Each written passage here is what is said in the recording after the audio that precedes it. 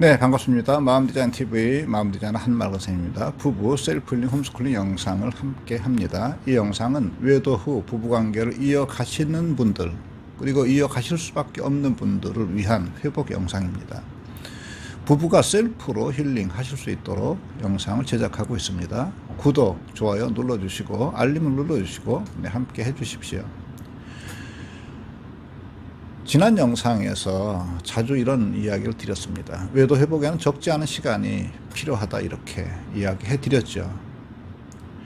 그리고 시간이 제법 걸린다는 것을 스스로가 알고 있어야 된다 이렇게 말씀을 드렸어요.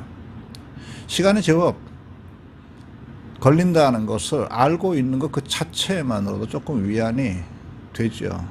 그래야 서두르지 않게 되고 조급해지지 않게 되죠.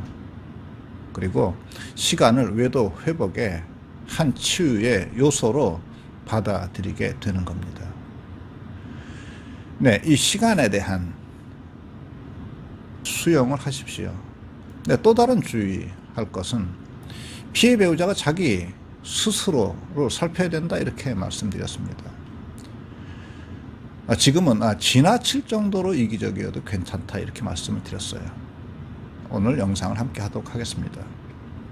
외도 회복을 하시려면 피해 배우자는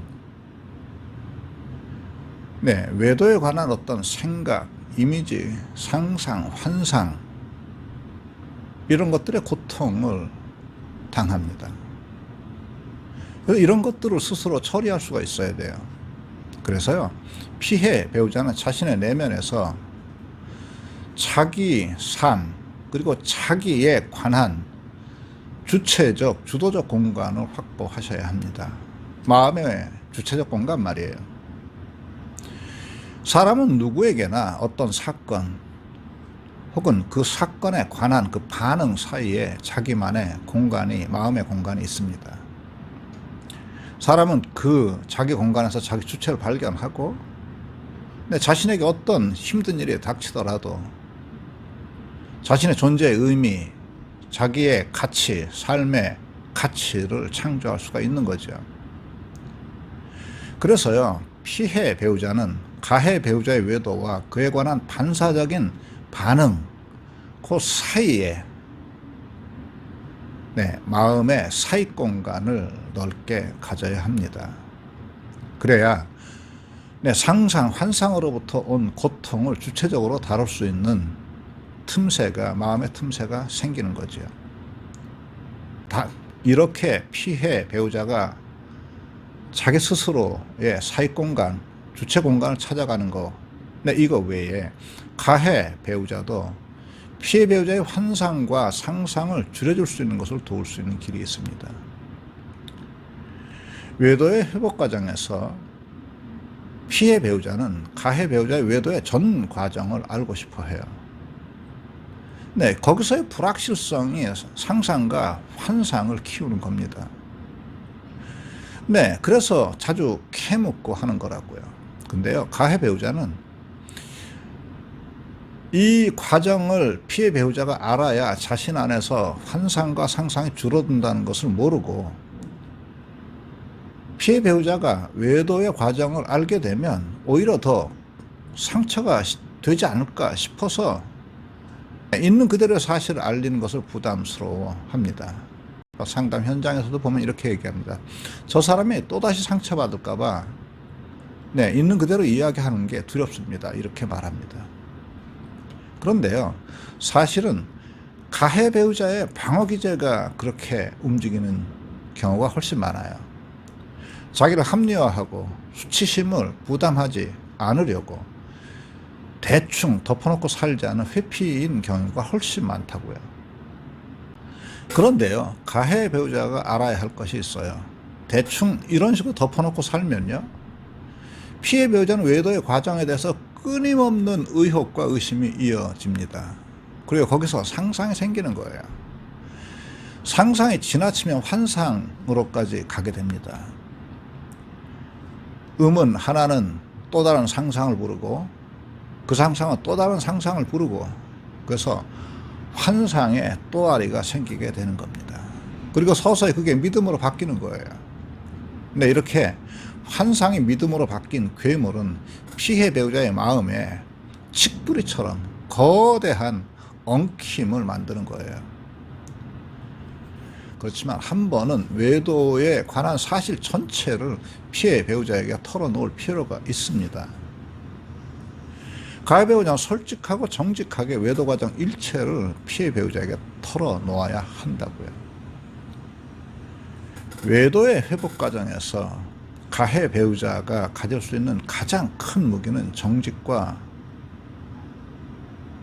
진심입니다. 외도 후에 부부 관계가 다시 시작되려면 가해 배우자가 솔직하고 진심이 담긴 고백이 필요합니다.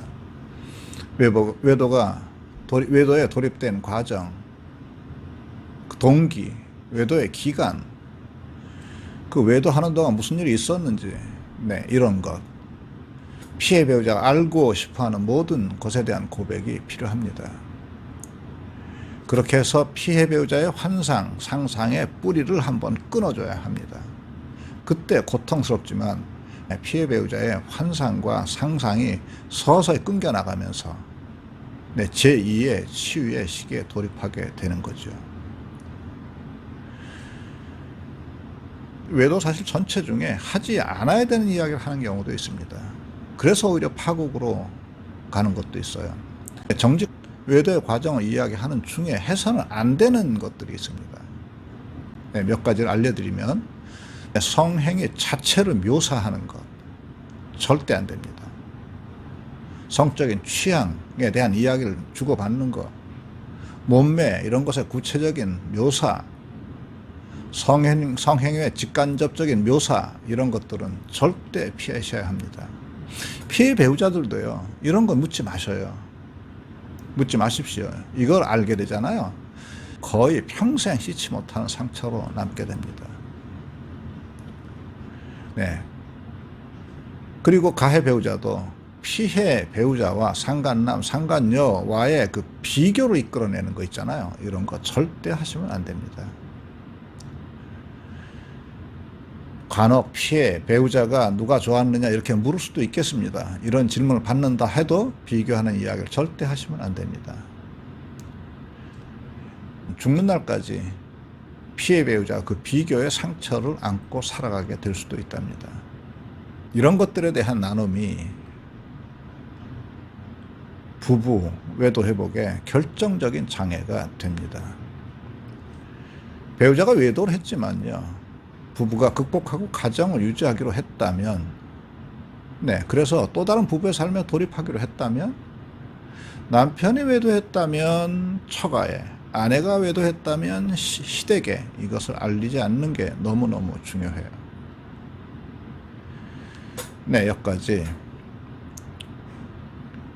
피해 배우자의 상상과 환상을 줄여주기 위한 가해 배우자가 해야 할 일에 대한 이야기를 나눴습니다. 그런데요, 절대적인 것은 아무것도 없습니다. 제가 지금까지 말씀드린 건 피해 배우자의 트라우마의 극복을 돕기 위해 제가 상담 현장에서 권고하는 것들입니다. 근데요, 제가 이렇게 권고했다 하더라도 배우자의 상태를 잘 확인하셔야 합니다. 그리고 어떤 것을 고백할 것인가 하는 것은 이 영상을 보고 계시는 시청자분의 지혜로운 선택이 있어야 합니다.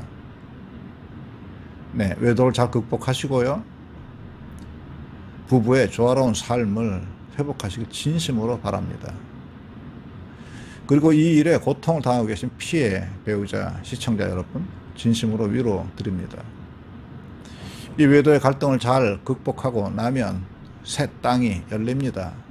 새 삶이 시작이 돼요. 전보다 나은 삶을 시작할 수가 있습니다. 오늘 여기까지 하도록 하겠습니다. 고맙습니다.